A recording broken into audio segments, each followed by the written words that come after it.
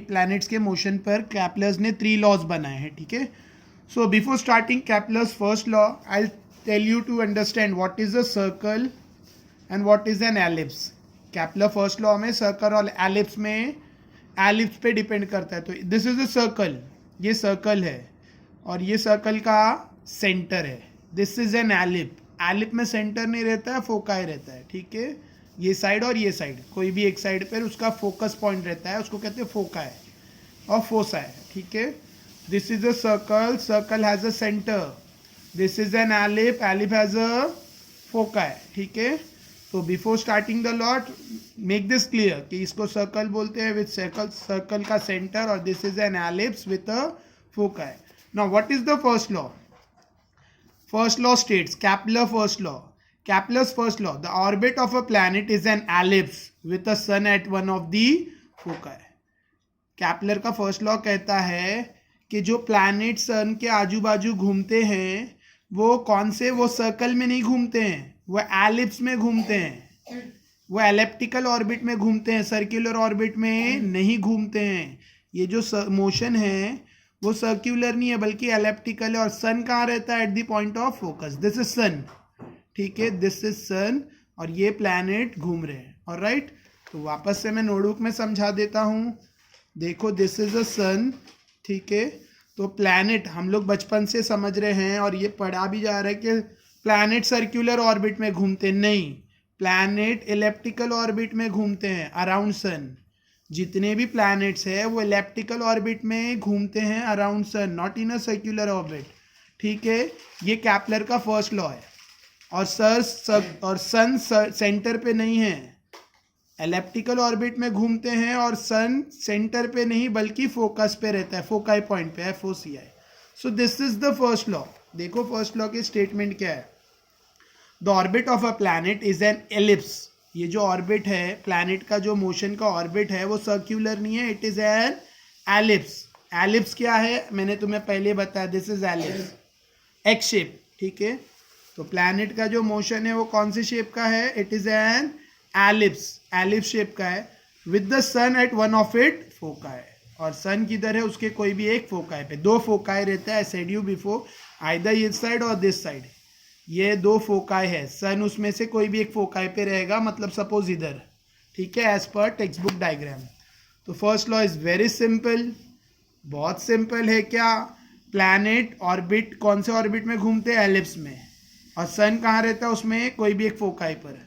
Planet का जो motion रहता है अराउंड द सन, प्लैनेट जो रोटेट करते हैं अराउंड द सन, वो एलिप्टिकल ऑर्बिट में रोटेट करते हैं, इसके लिए उसको कहा है एलिप्स, सर्कुलर ऑर्बिट में नहीं। ऑर्बिट सर्कल नहीं है बल्कि एलिप्स है, तो एलिप्टिकल ऑर्बिट है।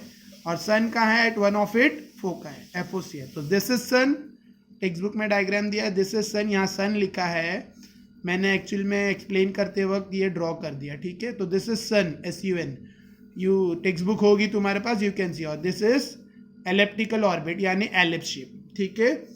अभी second law, Kepler's second law, the line joining the planet. Actually में मैंने ये एक्सप्लेन किया बट आई फाउंड कि मेरा कैमरा पॉज है, मतलब मैं ये पूरा एक्सप्लेन कर दिया और फिर मैंने देखा कि मैंने कैमरा ऑन ही नहीं किया, मतलब कैमरा प्ले ही नहीं किया, रिकॉर्डिंग प्ले नहीं किया और वो रिकॉर्ड ही नहीं हुआ। तो इसके लिए आई एम रिपीटिंग अगेन।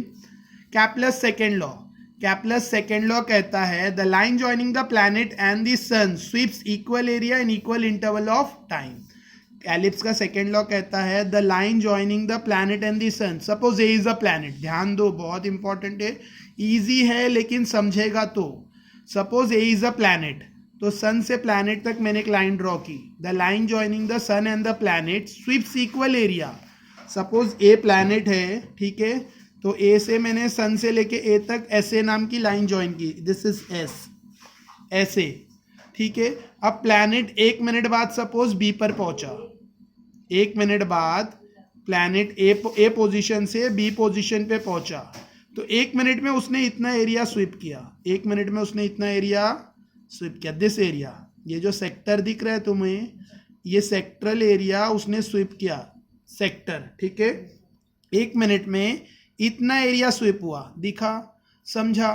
तो this SAB sector, S dash S dash A B, ये सेक्टरल एरिया 1 मिनट में स्विप्ट हुआ. This is not a proper sector, असल में एलिप्स है, तो एलिप्स के हिसाब से we can't call it sector. ठीक है, तो इतना एरिया स्विप हुआ इन 1 मिनट. ठीक है, अभी सेम टाइम पर दूसरा प्लैनेट है पॉइंट सी पर, 1 मिनट बाद वो सी से डी पर पहुंचा. ठीक है, या वही प्लैनेट कंसिडर करो, अनदर टाइम सी से डी पर पहुंचा ये पोजीशन पे, तो उसने 1 मिनट में इतना एरिया स्विप किया. एस सी एक लाइन है, उसने स्विप किया, इतना एरिया दिखा. ठीक है, और ई से लेके एफ तक, ई एक और एक प्लैनेट है, अनदर प्लैनेट है समझो. ठीक है, उसने भी 1 मिनट में यहां से लेके यहां तक स्विप किया. ठीक है, 3 प्लैनेट है, एक ए से बी गया, दूसरा सी से डी गया और तीसरा ई से एफ गया. ठीक है, तीनों ने 1 मिनट, तीनों को 1 मिनट का तीनों का मोशन कंसिडर करेंगे, तो 1 मिनट में ये ए से बी गया और इतना एरिया स्विप किया, और दूसरा सी से डी गया और इतना एरिया स्विप किया. दिख रहा है इतना एरिया कैसे स्विप किया, सी एस लाइन है, सी एस लाइन ने इतना एरिया स्विप किया. स्विप मतलब दिस इज स्विपिंग. ठीक है, और ये तीसरा प्लैनेट है, ई एफ तक स्विप किया. ठीक है, तो आफ्टर 1 मिनट तीनों ने इतना एरिया स्विप किए.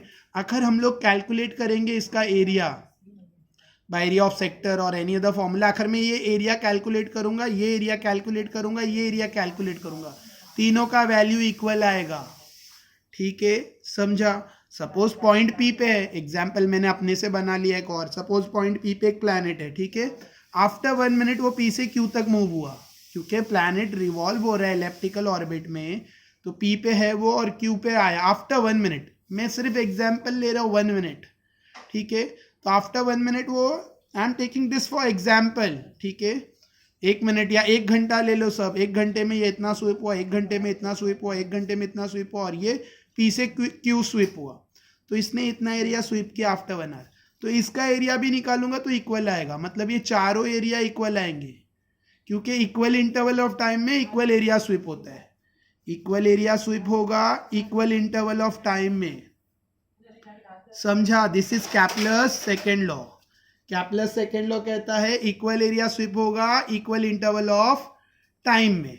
बस इतना ही है. ठीक है, और अंडरस्टैंडिंग के लिए पूरा एक्सप्लेनेशन लिखा है जो मैंने अभी समझाया.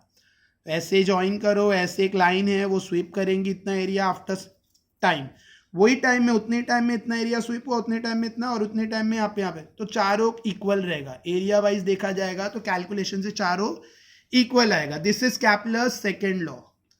अब I am going to Kepler's third law. Kepler's third law कहता है स्क्वायर ऑफ पीरियड मतलब time. Square of period means time. तो मैंने यहाँ लिखा था पहले एक्सप्लेनेशन में, वही बता रहा हूँ. स्क्वायर मतलब power to 2 square raise to 2 square.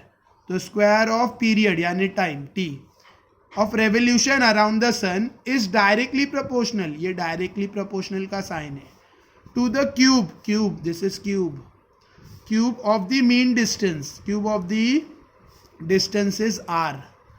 देखो ये कह रहा है ये जो टाइम है ना, मैंने 1 मिनट कंसिडर किया, या 1 आवर जो भी, this is called time period T. इसका square of time period T is directly proportional. This is directly proportional. तुम लोग ने inverse proportion, direct proportion 8th में पढ़ा है, आज 8th का लास्ट चैप्टर है, variation, inverse variation, direct variation.